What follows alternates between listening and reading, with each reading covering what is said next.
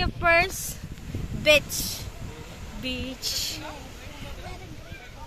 Very great. Ayan mo si Kuya Alfred. Diyan, ayan po ang kanyang higaan sa beach. Beach. Ayan. Stay put ka lang dyan and relax sa iyong sand. Relaxing. Okay ka lang ba dyan? Diyan ka lang? Hanggang anong oras ka dyan? Ito siya matutulog. Hanggang anong oras ka dyan? Mamaya pa yung hapon yan. Diyan ka na muna mahihiga. Bakit ka pala dyan, selfie do? Ayun Hindi naman mainit yung buhangin. Malamig. Pwede yan. Tama-tama yan ang iyong malamig pala yun. Oo.